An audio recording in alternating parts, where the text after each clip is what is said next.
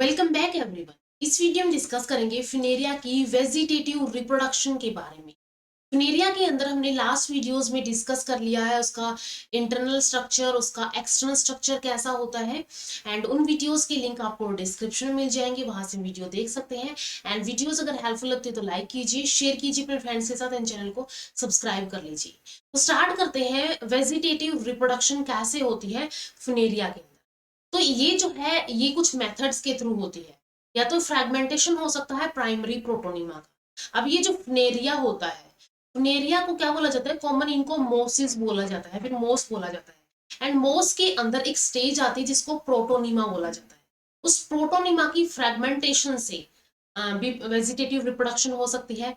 Secondary protonema से हो सकती है, जैमी से हो सकती है, बल्बिल से हो सकती है, या फिर एपोस्पोरी से हो सकती है। तो इन डिफरेंट डिफरेंट मेथड्स के थ्रू यहाँ पे क्या हो सकती है, वेजिटेटिव रिप्रोडक्शन हो सकती है फिनेरिया के अंदर। तो वन बाय वन हम इन मेथड्स को डिस्कस करेंगे। तो सबसे फर्स्ट मेथड आता है फ्रेगमेंटेशन ऑफ प्राइमरी प्रोटोनिमा। ठीक है, प्राइमरी प्रोटोनिमा के फ्रेगमेंटेशन से कैसे यहाँ पे क्या होता है, वेजिटेटिव रिप्रोडक्शन होती है। जर्मिनेशन जब होती है स्पोर्स की, तो ये गिव राइज करते हैं ब्रांच स्ट्रक्चर जिसको प्राइमरी प्रोटोनिमा बोला जाता है। तो इसके अंदर ऐसा नहीं है, जो स्पोर्स होते हैं, स्पोर्स डायरेक्ट गैमेटोफाइट नहीं बनाएंगे, ये प्रोटोनिमा बनाते हैं। ये प्रोटोनिमा बनाते हैं। प्रोटोनिमा क्या करता है, गैमेटोफाइट बनाता है यहाँ पे। ठीक है, प्रोटोनिमा गैमेटोफाइट बनाएगा। तो जब स्पोर्स की जर्मिनेशन होगी, जो स्पोरोफाइट से रिलीज होंगे, वो प्रोटोनिमा यहाँ पे एक ब्रांच स्ट्रक्चर्स बना देगा जिसको प्रोटोनिमा बोला जाता है। Sometimes it breaks into small fragments, and ये प्रोटोनिमा क्या कर जाते हैं, छोटे छोटे फ्रैगमेंट्स के अंदर ब्रेक हो जाते हैं, आइदर एक्सीडेंटली और due to death of the some cells in between them. ठीक है, नेचुरली भी हो सकता है या फिर एक्सीडेंटली भी हो सकता है। तो ये समहाउ ब्रेक हो जाते हैं प्रोटोनिमा। एंड जो छोटे छोटे यहाँ पे स्ट्रक्चर्स बनेंगे, वो क्या करते हैं, the fragments bear buds, fragments के अंदर बर्ड्स होती है। Each bud divides into an erect gametophyte, and ये जो बर्ड है ये क्या करेगी, एक इरेक्ट गैमेटोफाइट को डिवेलप कर देगी। तो इस वे में यहाँ पे प्राइमरी प्रोटोनिमा के फ्रेगमेंटेशन से रिप्रोडक्शन होती है, फिर वेजिटेटिव रिप्रोडक्शन होती है। नेक्स्ट मेथड आता है सेकेंडरी प्रोटोनिमा। सेकेंडरी प्रोटोनिमा जो होता है, जब फेवरेबल क्लाइमेटिक कंडीशन होती है, सेकेंडरी प्रोटोनिमा में be formed on the injured rhizoids. जो कि राइजोइड्स होते हैं, राइजोइड जब इंजर्ड हो जाते हैं, इंजर्ड राइजोइड से यहाँ पे क्या बनते हैं, सेकेंडरी प्रोटोनिमा यहाँ पे फॉर्म हो जाते हैं। Rhizoid, stem, leaves and reproductive structures. Rhizoids हो गए, स्टेम्स हो गई, लीव्स हो गई, या फिर रिप्रोडक्टिव स्ट्रक्चर्स होगी। अगर इनसे ये फॉर्म होते हैं, ठीक है, इनसे ये फॉर्म होते हैं, इंजर्ड राइजोइड से, stem, leaves and reproductive structures से सेकेंडरी प्रोटोनिमा फॉर्म होते हैं। Like primary protonema, it bears buds and capable of growing into erect gametophyte. इनके अंदर पे यहाँ पे बर्ड्स होती हैं, एंड ये बर्ड्स से क्या कर सकते हैं, बर्ड्स से गैमेटोफोर्स या फिर इरेक्ट गैमेटोफोर्स या फिर गैमेटोफाइट बना सकते हैं। थर्ड मेथड आता है जैमी। जैमी जो होते हैं ड्यूरिंग अनफेवरेबल पीरियड। ठीक है, जैसे हमने देखा था प्रोटोनिमा फेवरेबल कंडीशन में बना था, यहाँ पे अनफेवरेबल कंडीशन जब होती है, तो जब टर्मिनल सेल्स है प्रोटोनिमा की टर्मिनल सेल्स क्या करेंगे, ये मल्टी सेलुलर ग्रीन बॉडीज बना लेती है, एंड इनको जैमे बोला जाता है। Gemma is both vertically and transversely separate and has 10 to 30 cells. ठीक है, 10 to 30 cells इसके अंदर होती है। It remains dormant as long as it attached to the parent plant. जैसे जब तक ये पेरेंट प्लांट, यानी कि जब तक अनफेवरेबल कंडीशन चलती रहेगी, पेरेंट प्लांट से अटैच रहेगा, तब तक ये डोरमेंट इनएक्टिव स्टेज के अंदर ही रहते हैं। जैसे ही फेवरेबल कंडीशन आती है, detach from the parent plant, ये पेरेंट प्लांट से अटैच हो जाएंगे एंड जर्मिनेट करके एक इरेक्ट गैमेटोफॉर्म को डिवेलप कर देंगे। अंडर सर्टेन कंडीशंस जैमे में also develop leaf and the axis of the gametophore. And कुछ सर्टेन कंडीशंस के अंदर जैमे जो होते हैं, ये लीफ के अंदर भी क्या कर सकते हैं, डिवेलप कर सकते हैं ऑन एक्सिस ऑफ द गैमेटोफोर्स के अंदर।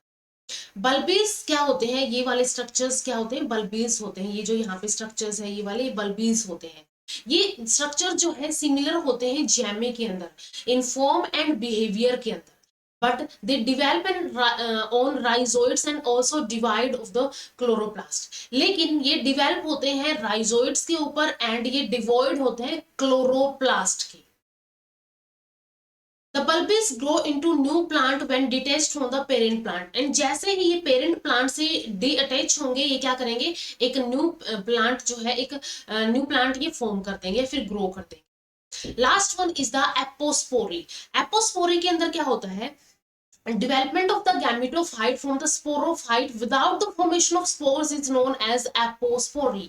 स्पोरोफाइट से स्पोर बनते हैं, स्पोर से प्रोटोनिमा बनता है, प्रोटोनिमा से गैमेटोफोर्स और गैमेटोफाइट बनते हैं. लेकिन अगर स्पोरोफाइट से स्पोर्स डिवेलप ना होके सीधा यहाँ पे क्या हो जाए, सीधा यहाँ पे गैमेटोफाइट की डेवलपमेंट हो जाए, तो इस कंडीशन को एपोस्पोरी बोला जाता है.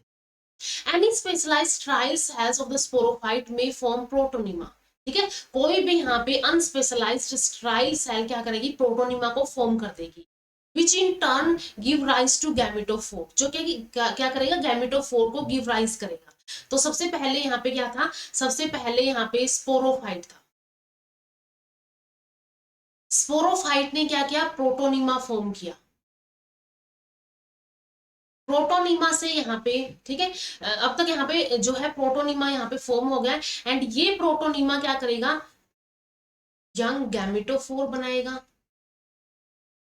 एंड देन यहाँ पे मेच्योर गैमेटोफोर. तो सबसे पहले यहाँ पे स्पोरोफाइट था, स्पोरोफाइट से प्रोटोनिमा बनेगा. Such gametophores are similar to the normal और हैप्लॉइड गैमेटोफोर्स, क्योंकि ये स्ट्राइल सेल से बने हैं in appearance but have diploid cells at the develop from the strile sporophytic cell.